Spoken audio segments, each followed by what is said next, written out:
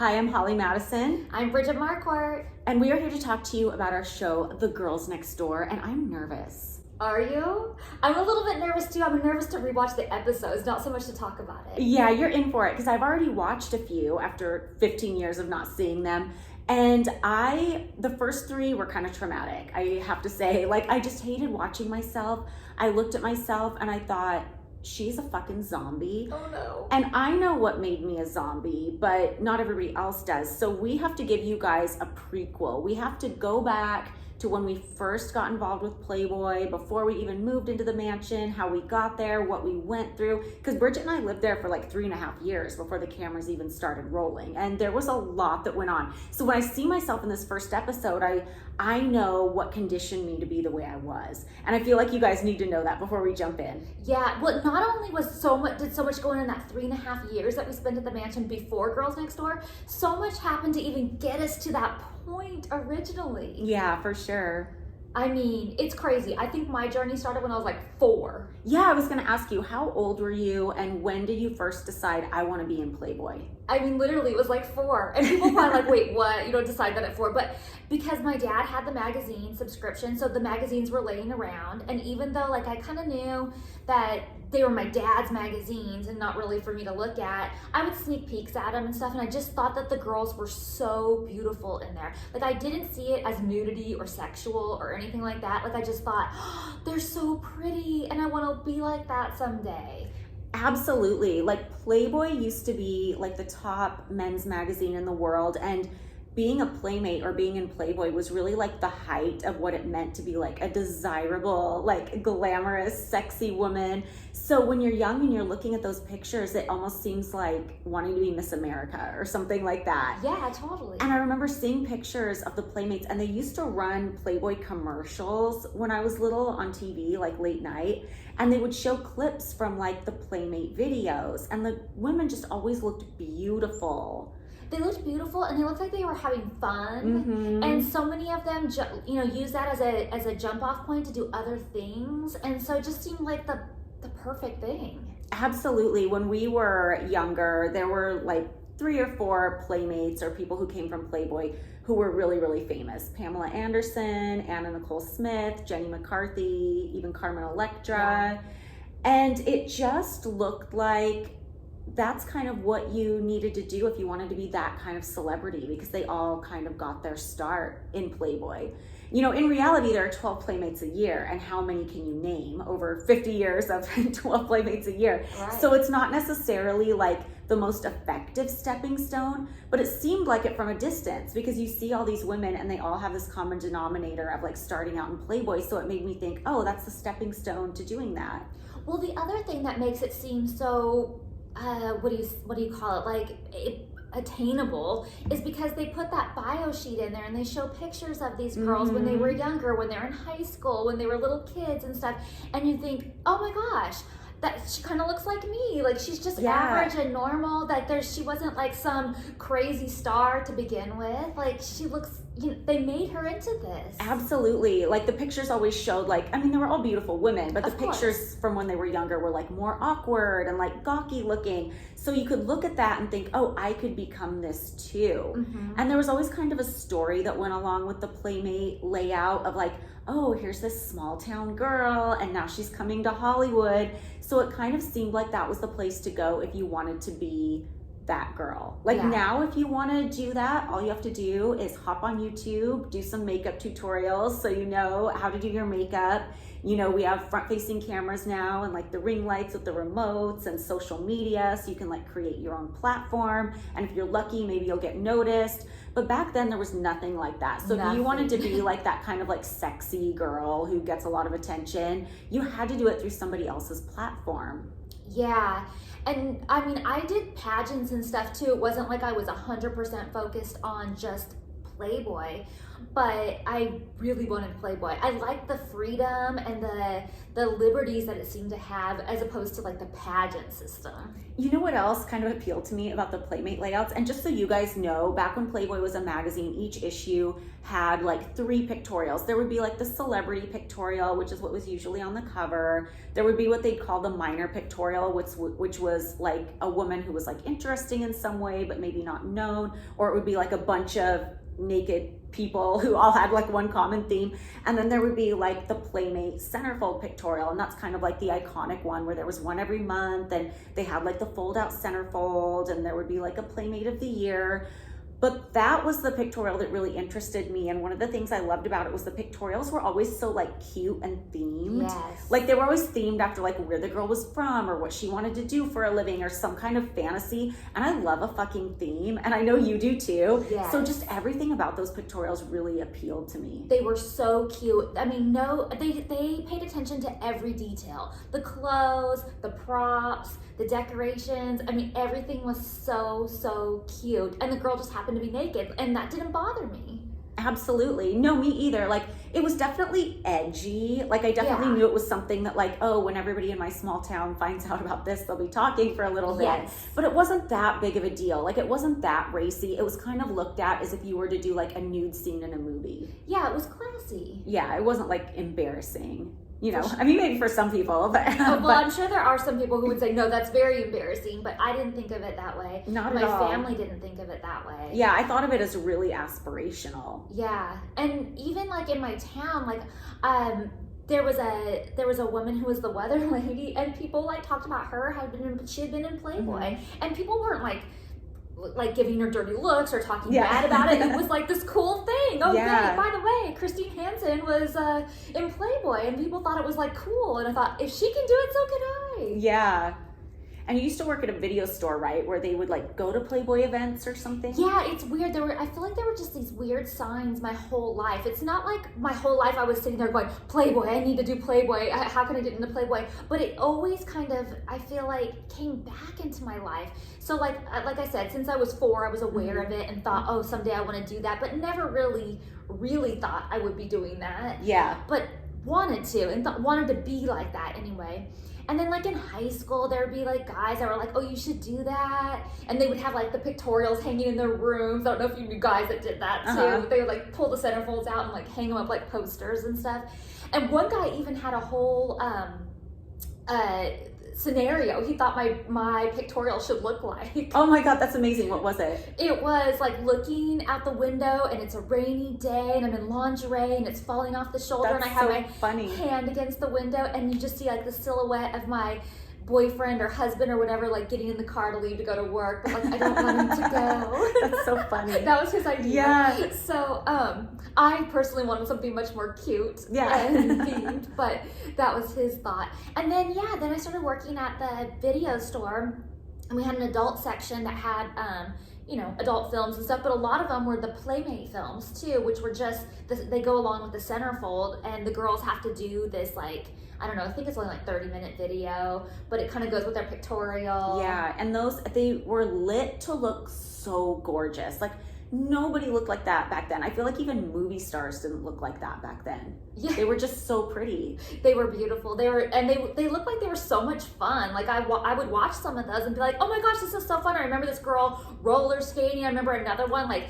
having paint and a ladder and getting paint all over herself. Like I thought they were really cute. And then there were also these other videos that were put out by Playboy that were called Wet and Wild videos, and I'm sure they were a little more pornographic, maybe, I don't know. I can say I didn't watch them, but they would have these giant Wet and Wild parties that Playboy would throw for the video distributors, and so the owners of this video store would go to these crazy parties, and they would come back and they would tell me these wild stories about the Wet and Wild party and how much fun it was. What exactly is a Wet and Wild party? Like, is it at a pool, or like what's going on? It's not necessarily a lot of lube. No, I don't think it had anything to do with that. I was never there, but I only just saw pictures, and it looked like it was kind of like a Playboy party, but that was just the brand, like it the was, sub brand, like the Wet Miles. Yeah, but it looked like there was like playmates there that would sign autographs for them and stuff, and they were very classy, high-end parties, you know, open bar, and like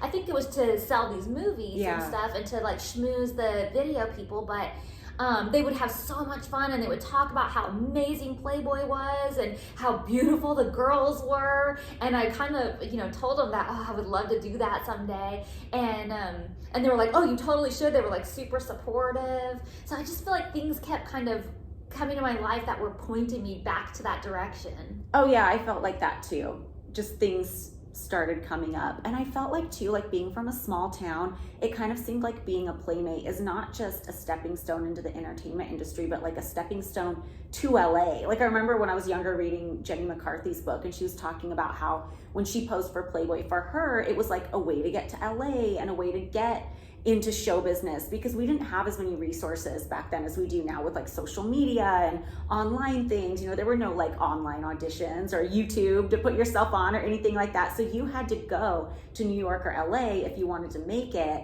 And that's expensive for somebody from a small town who doesn't know anybody in the city. Yeah, and I wouldn't even know where to go or how to get an appointment or anything. Like I looked, I tried. I even wrote a letter. And the only address I could find, I made my mom buy a Playboy magazine so I could like try and find an address or see if there was any way to submit or anything like that. There was nothing. The only address I could find was the Chicago publishing address. So I wrote a letter to them on like pink paper, and I thought it was so cute and stuff. And I'm like, I know I'm not 18 yet, but as soon as I turn 18, like I really want to do this. And I never heard back, and I just like took it as like a... Do you think maybe they're not allowed to write back if you're underage though? I wouldn't think so. But at the time, I thought, oh. Might be like solicitation or grooming. Right now, I think that, but at the time, I was like... We don't think it when you're young. That's the whole thing about grooming, is we all think we're bad bitches when we're like teenagers, and we think we know everything. Yeah, well, I just thought they could at least send me the information for when I do turn 18, but Harmless. I heard nothing. Yeah. It was just crickets. And also, I think you should tell everybody like what you were studying and what you were doing before you even tried out for Playboy, because I think there's kind of a misconception that, you know, like when my book first came out, people don't say this so much now, but when it first came out, I would get like some of the negative feedback I got was like, these girls are just lazy. They just moved into the mansion because they don't want to work. They're so lazy. And I know that for you and I, like we were always so goal oriented with everything we did. So what were you doing before you even tried out? Well, I was, I had moved on. I was working as a medical assistant at a cardiology office full time, and I was going to school at night. I graduated with my bachelor's degree in public relations. It was communications with an emphasis on public relations. And then I went on to get my master's degree. That's awesome. And I know even when you were at the mansion, I remember you telling me like about other dreams you had and other plans you had. Like I remember you had this cute idea where like you wanted to be Miss October, and then you wanted to open up a chain of like haunted houses or Halloween stores. Is it too late for that? It's definitely not. I mean, maybe the Miss October part. Did you know they don't even have playmates anymore? No, I didn't know that. Yeah, I was on the Nick Vile podcast, and they looked it up because we were curious. We're like, do they even do that? Because I know it's not still a magazine. It's kind of like OnlyFans now, but they don't even have playmates anymore. They don't even have like a playmate of the month. The last one was like right before the pandemic. Oh, interesting. So I did weird. not know that.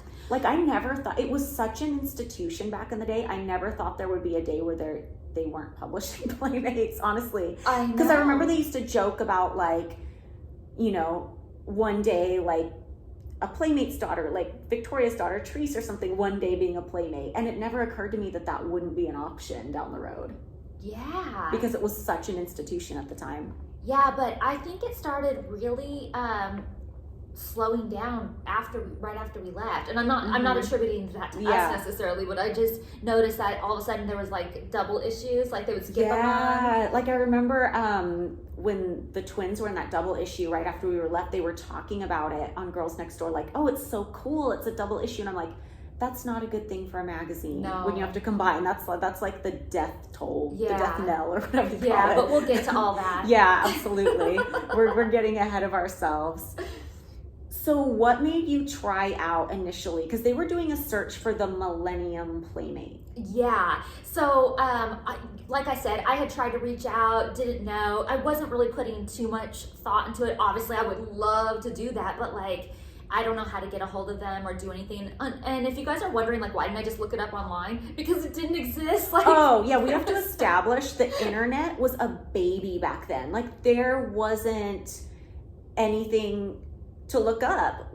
No, there definitely wasn't any way to find out information like there is today on how to apply or even like what the proper address is or anything like that. So it was just like you like had to know somebody as far as I knew, or you had to like have an agent or something. I knew a lot of girls who had agents who hooked them up with things to get into like Playboy, the special edition stuff and things like that. Oh, that's the other thing. I was doing like spokes modeling on the side for like Jack Daniels and Budweiser and things like that, you know, where you dress in the cute little Budweiser dress and you go to like the fair and like a Monster Energy girl. Yeah, I did Monster. I did Monster too, and I did a whole bunch of things. I was even the Corona girl once.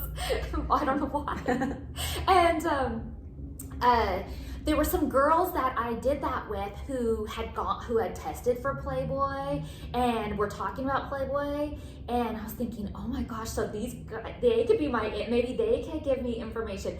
Girl, they were not giving up any details, and gatekeepers. Once they found out that I was even interested in doing anything like that, they like hated on me. I was just like, whoa, okay. That was a preview of the toxicity to come. I think so, but I just thought that was just, you know, small town, and they didn't want to like give away their, you know, contacts in any way. So I was like, okay, fine, I guess I have to do this on my own. But yeah, so then one day, I checked the mail, and there was this black plastic like thing in our mail with a magazine. Yeah, in they it. used to come. The magazine used to come sent to your house in a plastic bag that was like printed black, so nobody could see what it was. Yeah, but I mean, it was super obvious that it was a Playboy. If you moved the plastic around, you could see that it was Playboy. So I was like, that's weird. Why did we get a Playboy sent here? So I opened it up and I started flipping through it. And there is a thing in there saying that they're looking for the Millennium Playmate. And if you think you have what it takes, like contact this number. And I was super excited. And because this is the first time I'd ever seen any kind of way to submit. Okay, so I was just so naive because I was so nervous to call this number. Like, it took me a while to build up the guts to even call the number. And then when I finally did, it was a recording. That's so funny. And I was like, oh, I was so scared. Like, I actually thought they were going to be like, oh, hi, Playboy. Yeah. And talk to me. But anyway, and the recording just said, oh, you know, press this number for this time and this date or whatever. And make sure you bring heels and a bikini. Yeah, so the audition was going to be at the Westin St. Francis, so I got ready to go to San Francisco, and that was it. It's so weird how you had a random magazine with that ad sent to your house, because sometimes I look back on my experiences and I just feel like it has such a fated quality. Like it was just meant to be. I mean, not that every experience associated with it was positive, but life is never supposed to be like that anyway. Yeah. But it's just weird how these little events kind of fall into place. Yeah, I mean, later I found out how we even got that sent to us. But even so... How? Okay, so my husband at the time, his dad thought it was a joke. He got like a thing and said, oh, free 6-month subscription. And so as a joke, he just like filled it out and sent it to our house. So it was just a random joke like that. Like, he didn't get the magazine. He just got like a little thing and something else weird. that said, oh, free 6 months. And he was just like, haha, I'll send him this. Still, like, why would somebody get the idea that that would be a funny joke? It just seems like, I don't know. I just think some things are meant to happen. Yeah, I think it's just sort of his sense of humor. Like, it totally made sense once I found out that that's why we got it. But, and you know what else is weird about it too? After the 6 months free, like, we never subscribed or anything like that. We still continue to keep getting it for weird. Yeah. That's crazy. So weird. I want to ask you, before you tested or anything, what did you know about Hef? I knew nothing. And people are going to think this is weird because he's such a he has such a look and people really know about him. But honestly, I knew nothing about Hef or the lifestyle at all. All I knew is that these pictorials, and I wanted to do that. I skipped those hanging with Hef pages. Like, I never even looked at that stuff. I just went straight for like, what does the pictorial look like? Yeah. And I just knew nothing. And I even remember making a joke one time, somebody saying, what are you gonna do when you see Hef? And I said, oh, I don't even think I would recognize him. And they were like, what? Yeah. That's not possible. Of course you would recognize him. And now I look back and think, what? That's not possible. Of course you would recognize him. But really at that time, I just didn't even like I didn't even know about the smoking jacket and pajamas. Like, I just didn't know anything. Well, he was very retro. Right at that moment, he was very retro because he hadn't really like come out from his marriage with his new girlfriends yet and doing like all the publicity with like the 7 girlfriends and stuff. So he was very much a figure of the past. Yeah. And that's all I thought. Like, I just thought, I thought nothing really of him. Yeah, I didn't know much about him either until I started like going to the parties and the buffet movies and stuff. And what I did know about him, it was because he used to show documentaries about himself sometimes as the movie night, which sounds crazy. But like, even if you wanted to know something about somebody, like we said before, like there was nothing on the internet back then. Like if I wanted to Google Hugh Hefner back then, it would have been like his bio on Playboy.com. Like there wouldn't have been like a whole Reddit page about girls who've gone up to the mansion and what they experienced. Because I hate it when people want to like chime in the comments and be like, any of those girls talking about their experiences should have known what they were getting into. It's like, yeah, you guys know because I talked about it in my book 7 years ago, but there wasn't stuff like that back then. Like all I knew about Hef was he was kind of like a controversial figure and lived an unconventional lifestyle, but he very much seemed like respectable and mainstream at that point, and just like he was a nice guy. That was kind of the image. Yeah, I just thought he was married with kids, and whatever he had done like in the past, like, you know, that was crazy or whatever was like the past. Like I didn't even, at this point, where we're at right now, I did not even know that he was like dating or nothing. Well, we would soon find out. So not too long after I tried out for the Millennium Playmate search, I ended up moving to LA. I worked really hard in school to get good grades so I could transfer, go to school in California.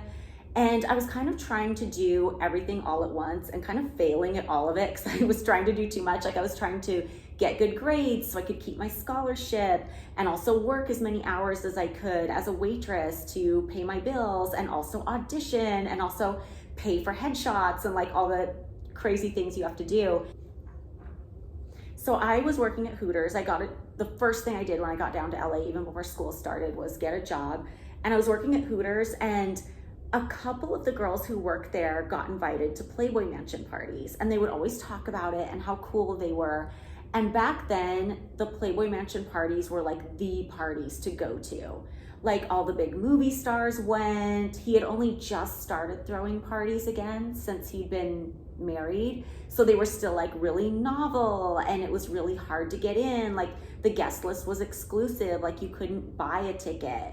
So a couple of the girls from Hooters got to go, and we all thought they were so cool because they got to go to like the coolest, most exclusive party in town. For sure. And another job I had, another like side gig, was I was working for Hawaiian Tropic. They would just hire girls to like be extras in movies wearing a Hawaiian Tropic shirt, or, you know, go to events wearing a Hawaiian Tropic shirt. I would do some Hawaiian Tropic stuff too. Just a few things. It was like a good gig. It was always Yeah. just fun stuff in a Hawaiian Tropic shirt, and you got paid for it.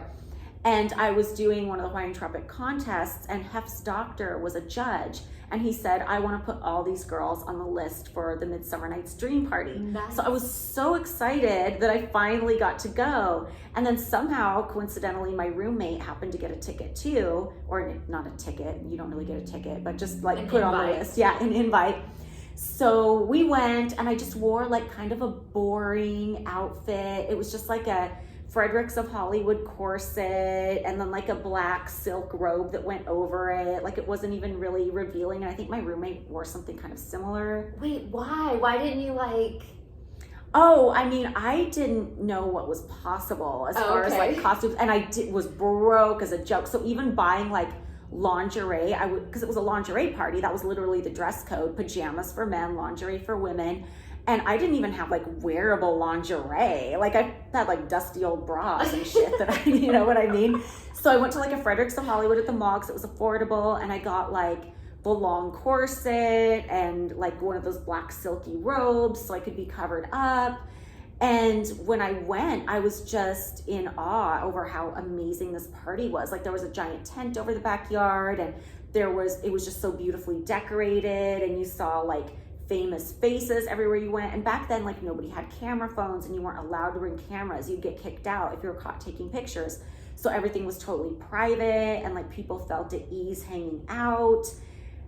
And it was just amazing. Like, I mean, he has a zoo, like you could go feed the monkeys. It was just insane. Like I'd never seen anything like it. I mean, even the buffets, like the gourmet buffets, I was like, what is even happening here? Yeah. Did you, what year was this? This was August of 2000. I think I was there. At that same party? I think so. Did you see Hef and the twins? Did you walk by their table? I didn't even pay attention to Hef and the twins. Yeah, I remember walking over and introducing myself and just saying, thanks for inviting me. And he seemed kind of vacant. And I just remember his girlfriends were so beautiful. Like he was dating these two twins named Mandy and Sandy.